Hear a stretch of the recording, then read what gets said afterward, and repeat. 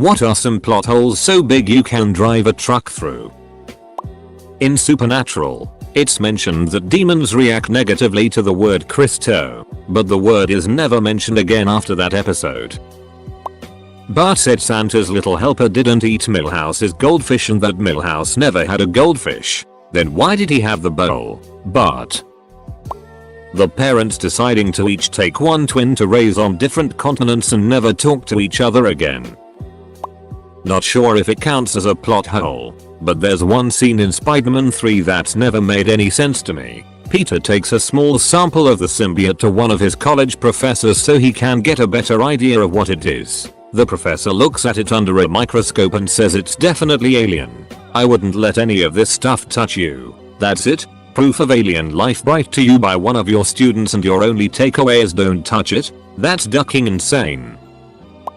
C-3PO. Human cyborg relations. Is fluent in over 8 million forms of communication and, in fact, was built on Tatooine, yet doesn't speak Jawa? Every Christmas movie where no one believes in Santa but then it turns out Santa does exist. Like, who did they think was putting presents under the Christmas tree? If Santa is real then it wasn't them. If Dr. Strange could do that portal thingy for that epic entrance, what's up with him and Stark worrying about not being able to return to Earth while in orbit towards the planet where they fought Thanos? I'd love to say something about Game of Thrones episode where they battle the army of the dead at Winterfell, like how they stationed the army outside the walls of the heavily armed fortress without anything to screen the approach of the dead army, or about how the artillery only had one shot before being useless. Or about how ridiculous it is to charge light cavalry straight into a mass of infantry, the dead, when they are better at ambush and harassing the flanks warfare. Or about how they wanted to draw the Night King and his dragon out when the most effective way to do that would probably be to lay waste to his army with your dragons. Or about the myriad of times a character looked to have certainly died fighting whites only for it faux cut away and then we see them fine later with no explanation. Or about how they decided to hide the women and children and the room with all the dead bodies when the enemy can raise the dead. Or about how they hired a frigging sword fighting martial arts expert to play the Night King only to never have him actually take part in single combat with anyone whatsoever. Like I said, I'd love to say something about that episode, but it was so dark I couldn't frigging see any of it, sorry. In Black Panther, when he falls into the water, he gets pulled out by a fisherman from the northern tribe. Later on the movie, the leader of the tribe says that they are all vegetarians. They are also completely isolated, don't trade. Why do they have a fisherman? In season 2 of Dexter, Rita asks Dexter how he knew how much heroin to give her ex-husband and deduces that Dexter himself is a heroin user. Dexter was top of his class in med school and is a forensics guy. I can't imagine it would be hard for a guy like that to figure it out. Shrek 2. How does a donkey duck a dragon? In Friends, Joey and Chandler watch Die Hard and refer to it as their favorite movie. In later seasons Rachel dates Paul, who is played by Bruce Willis. Despite it being their favorite movie they never thought of mentioning that Paul looked like Bruce Willis. Ocean's 11. During the blackout scene, there is mad chaos in the casino. People stealing chips and just mass hysteria. Then the team goes to steal the money during the blackout. Afterwards, the lights are back on, and as they walk out of the casino, people in the background act like nothing has happened. No hysteria. Just a normal casino with people gambling in a fun and jovial manner. In Now You See Me Too, why and how did the FBI have any jurisdiction in London? Wouldn't that be more of an Interpol thing? But character continuity, right? Snow White. Why didn't the witch just stab her after she fell asleep?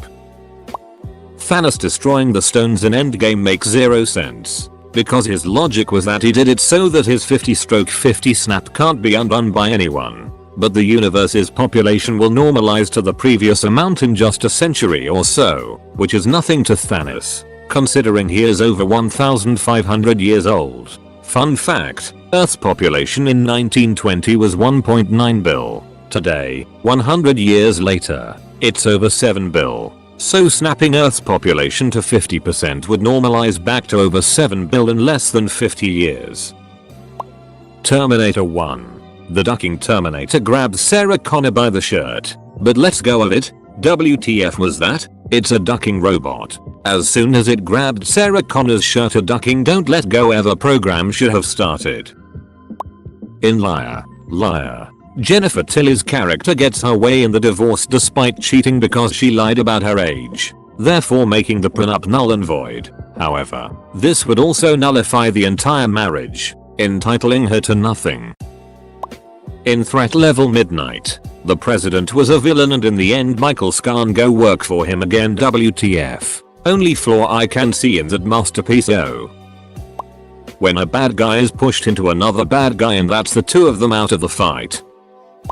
Mission Impossible 2. The guy is trying to create a cure to all flus. To do this he has to invent super duper flu. He doesn't, he invents a cure. Then they destroy the cure even though it cures all flus. WTF. If Buzz Lightyear thinks he's real and not a toy, then why is he motionless and pretending to not be alive, like all the other toys? When Andy plays with him, wouldn't he think Andy is some sort of giant alien monster? Woody might have explained to him they need to remain still or something, but we never get an explanation. Any movie where a 1960s classic car driven by an amateur outruns a modern, European, police car driven by a trained pursuit driver. Only one post on Harry Potter, Lily and James could have been their own secret keepers, thus removing Ren need to use Wormtail and give away their position to Voldemort, most likely saving the Potters' lives. Peter Pettigrew was also around for a few years while the Weasley twins had the Marauders map. He should have been visible. Ron was sleeping with a man every night and Fred and George were silent about it. Veritas Serum exists. Should have been extremely useful in uncovering who the Death Eaters were after the first fall of Voldemort. Unbreakable vows and time turners are also universe-breaking magics. Where the duck did Goldblum get a MacBook to Alien Mothership adapter? Line missing from Titanic. Bill Paxton. Hey, old lady, do you know what happened to that diamond necklace you wore that I've spent a fortune searching for? In every war movie a shell goes off 10 feet away from a soldier. He ducks and keeps running. In reality he'd be dead from the blast and shrapnel. If Mulan got sent home for underperforming, there's no way her father would have been accepted for training in his condition. He would have been sent home with honor intact. In Us, when it explains that the government cloned everyone then gave up and just let these clones live underground in sewage tunnels for that long. Like it makes no sense. If they did clone everyone, wouldn't they have at least disposed of them? Also, why are they in the sewers if it was an experiment? Plus, if everyone is eating those rabbits then there will not be that many. I don't know, that has always bothered me. Daenerys Targaryen forgetting about the Iron Fleet. I'll never understand the rush to finish that season. In The Mummy with Brendan Fraser, Imhotep steals body parts from the looters to put himself back together. At one point he takes the eyes from a person wearing glasses. So for the rest of the movie Imhotep should really be squinting at everyone. In Disney's Tangled, the mother kept Rapunzel's birthday the same. So the Festival of Lights always happened on her birthday. This led to her curiosity and her leaving. The aliens in the movie signs melted when exposed to water. Why would you try to take over a planet that is covered in 75% water and where it rains on land regularly? Why does Ross, the largest friend, not simply eat the other 5? Why would you need a suicide squad to save Midway City from Enchantress? As far as you know, it won't require any skills that the military doesn't have. If it was to cover up government involvement, then congratulations. You've now got a bunch of criminals who aren't loyal to you, resent you, and are more likely to try and blackmail or defame you. They're loose ends. You'll have to execute them anyway and lose the asset you built. Interstellar. They knew for 48 years that one of the planets orbited close enough to suffer time dilation effects. Sent an astronaut there and then spent the next 12 years wondering why the astronaut sent there keeps turning their beacon on and off. In The Matrix, how the hell did Cypher go into the Matrix and meet with Agent Smith without anyone knowing if you need an operator to send you in? In the final episode of GOT, Tyrion is put on trial for murder. Yet this somehow turns into choosing the next king of Westeros. Imagine if during the O.J. Simpson trial, Simpson chose who the next president of the United States would be and everybody was okay with that. I love Inception to death, but why didn't Dom's father just bring his kids to France? In Titanic, they spared no expense to build a ship that was unsinkable but it still sank. Would never happen, I roll. Gremlins. You can't feed them after midnight. Well, technically it's always after midnight. 11:59 PM is still 23h59 meters after midnight. I was an anxious child, and it ruined the movie for me, lol. In Endgame, they could have simply traveled back to the week before Thanos destroyed the stones and ambushed him again. It only have a 60-degree firing radius on their front. So at the Battle of Hoth, why did the rebels attack them with their snow speeders from their front? Flank those itches. Every action movie in present day setting, every rifle that you find, including the vast majority of military rifles, are not fully automatic. It would actually be a disadvantage to have a fully automatic weapon in the apocalypse. Snowpiercer. That track would have been absolutely ducked with no maintenance in minus duck-nosed degrees. The rail companies in England can't even manage to run a full service when there's a wet leaf somewhere on the track. In Star Trek Into Darkness, 2013, Khan turns out to be a race genetically enhanced human with blood with regenerative healing powers, which they need to save Kirk. So they have this big battle on the ground in which they need Khan alive. But they could have just used the blood from any of the 75 other cryogenically frozen superhumans they had on the ship. Why doesn't Vader sense his daughter while holding her for interrogation, yet can sense his son, her twin brother, over an entire planetary system? Edit. Spell Vader correctly. Typo. I don't know if you could consider it a plot hole, but it always bugged me the way Tommy Boy ended. Rob Lowe gets arrested but the stepmom that married Big Tom gets to go on a date with Zalunxi. She should have been arrested as well. My biggest problem is with logistics in the movies. Like one of the Planet of the Apes sequels, the apes get attacked by the last of humanity, men using these attack helicopters, and I'm sitting there thinking, does anyone realize how many humans it takes to keep military helicopters flying? Voldemort went through so much trouble to get Harry into the Wizarding World Cup or whatever, helped him win, killed other students. Also, Harry could touch a portkey at the end of the final event. Why didn't he just turn his pillow into a portkey? May not qualify, but the T-Rex paddock going from ground level to recessed in Jurassic Park ruins a pretty good scene.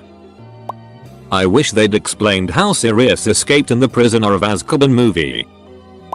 In one of the Narnia movies, Aslan comes back to life, but he could only come back to life if he was some sort of true sacrifice who was willing to give up his life honestly or something like that. Yet he also mentioned, after he revived, that he knew he would come back to life if he sacrificed himself. Then doesn't mean he isn't really a true sacrifice. The microwave MacGuffin in Batman Begins would vaporize anyone standing near it in addition to the city's water it's supposed to evaporate. If Captain America uses a vibranium shield and it absorbs all vibrations, then how does he bounce it? The entirety of Star Wars Episode 9. That movie was one big plot hole. At the end of the G.I. Joe, Rise of Cobra, they blow up the ice on the surface that then sinks to crush the underwater base. But ice floats. Ice floats. The comedic twist in Meet the Parents was that Robert De Niro was a retired super spy, not a humble florist. Ben Stiller only knew the truth after his fiancée confirmed his suspicions that De Niro wasn't a florist because he was absolutely deadpan when receiving a rare, expensive flower as a housewarming gift. If De Niro was such a great spy, wouldn't he have at least feigned interest and excitement to sell his cover story? I was 12 years old when I first saw Terminator 2. When it ended, I looked over at my dad and said Terminator 3 is going to be so good. And he was like, they melted the Terminator and the chip. 12-year-old me was like, remember the arm he cut off and was stuck in the gears at the plant? I was disappointed as a kid when I realized it was a plot hole instead of a way to get a sequel when Terminator 3 came out and they didn't address the missing arm. Face Off. The reason Eve knows that her husband is actually Castor Troy is because his blood type is different to Sean's. But if that was the case, then the face transplants would have been rejected. Oh, so the Emperor's new Groovius. How did Kronk and Isma beat Pasha and Kuzco back to the palace? By all accounts it doesn't make sense. I'm still pissed that my Fallout 3 character died because I had to go into the reactor to shut it off, even though I had a perfectly good super mutant best friend 5 feet away who could have wall striked him and come out no worse than having a day at the beach. Got why the duck didn't Bram inhabit the mind of the White Walker's dragon and just use that to duck up all the White Walkers? Why did Jasmine suspect Prince Ali was Aladdin when she was convinced Jafar had him killed? Prometheus. First they descend upon a planet and seemingly by chance instantly find the place they are looking for. A bit later the cartographer gets lost. People on the bridge can't direct him back over the radio, although they have a perfect holographic map of the entire site and everyone's position and the background of the shot. Then the expert biologist and physicists decide to take off their helmets in an unknown atmosphere and opt to touch some alien looking slime with their bare hands just for fun. Worst part is I could go on. In The Wizard. 1. How the hell did Jimmy find the warp zone in the first place? The odds someone found it on the first public playthrough ever is unbelievably small. Like WTF. Does Jimmy have video game clairvoyance or something? 2. The event was based on points, not progression. So the warp zone won't really help you since it doesn't give you any points. In fact it hurts you since it takes away the time you have to accumulate points with the warp zone cutscenes. The fact that Jimmy died twice and had to start over, then took extra time to go through all the warp zone animations would have meant his score would have been fairly low. Couple that with the fact that Lucas had a flawless run without a warp zone, and there is no way Jimmy had enough points to win. If all Cinderella's magically transfigured stuff goes back to normal at midnight, carriage back into a pumpkin, dress back to being all dirty and old, then why the prince walking around with a glass slipper 4 weeks afterward? Shouldn't it have changed back into a normal dirty old shoe? He wasn't being vain. That song really was about him. Harry Potter should have just drank the liquid luck and go fight Voldemort. In the movie Joker, Arthur has a 6-shooter, but fires it 8 times before running out of ammo. I can't unsee it now. In Spider-Man 2002, Green Goblin throws a device at the festival that immediately disintegrates several people. It is an instant kill device that he never uses again. If it's something he can only use once, why wouldn't he save it for a bigger threat like Spider-Man? What's the point in James Bond having a license to kill issued by the UK government when MI6 operates overseas where a UK license would be useless? Why doesn't the pelican save all the fish in his beak from the dentist's waiting room in Finding Nemo? The lid is always off. He could save them anytime. The 2011 film Limitless. A pill makes Bradley Cooper smart enough to predict the stock market, but apparently not smart enough to count how many pills he has left or consider what happens when he runs out.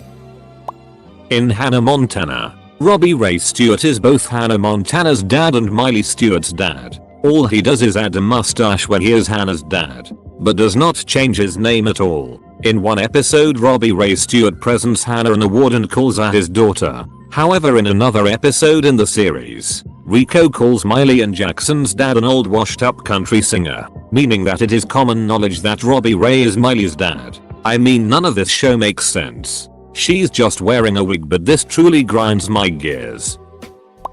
How did Peggy Hill grow up in Montana but live in the next county over from Hank? Harry Potter and Cursed Child is one gigantic plot hole.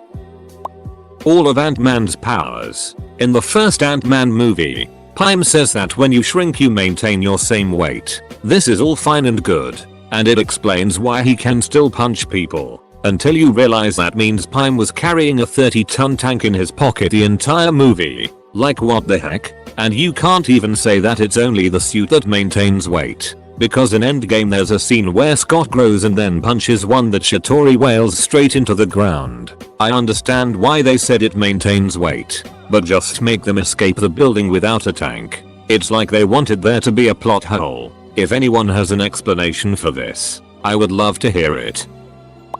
Why didn't they live by the waterfall? I don't understand the science behind zombies. Sure, I can go along with the dead waking up eating others for sustenance. But why don't they dry out? Why don't the characters move to the Arctic where the dead would freeze, or the desert where they would dry out? Why can't they outrun them? Why do they always twist their ankle while running away? The zombies at the very least should dry out and reanimate when it rains, and surely due to evolution the only people left would have really robust ankles that don't easily sprain, as they would be more likely to survive. In the Book of Mormon, most of the huge battles fought between Nephites and Lamanites have soldiers on horseback. This is all despite the fact that there were no horses in the Americas until the colonizers brought them over hundreds of years after the end of the Book of Mormon. Charlie's Angels too. They knocked a helicopter off of a high-up bridge, then jumped off the bridge, caught up to the helicopter in free fall, and flew it away.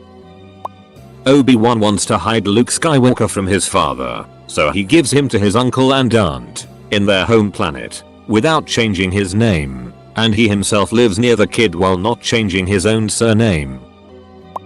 Cars. How do they have babies? What makes a car female or male? They have boys and girls bathrooms. Why doesn't R2 tell Luke about Anakin or Leia? Same goes for Yoda and R2 not recognizing each other, and Vader not sensing Leia when she's right in front of him. The new haunting of Bly Manor. How the ghost never killed the parents who lived in the very room she haunted for decades or centuries, killing everyone else in her path but them. So correct me if I'm wrong, but my fiance registered sign and I watched the original Hellraiser last night. So spoilers ahead. Anyways, towards the end of the movie, after Kirsty makes good on a deal with Pinhead to hand over Frank, they almost immediately turn on her and try to take her down as well. She of course sends them away via the lament configuration. Just confused me. Maybe I missed something, but it just seemed like a dumb plot point with no explanation other than Ra were the bad guys.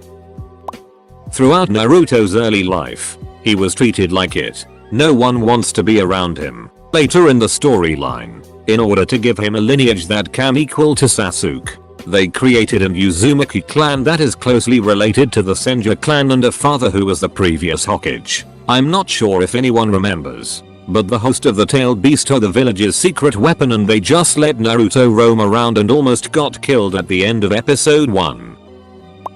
In Futurama, there's an episode where Fry pays an ungodly sum for the last can of anchovies on Earth. But in a later episode, the one where they all go fishing, they had a large bucket of anchovies they were using as bait. I know this comment will never be seen, but it's good to get that off my chest. Using the Marauders map, Fred and George see Ron sharing a bed with a man named Peter every single night.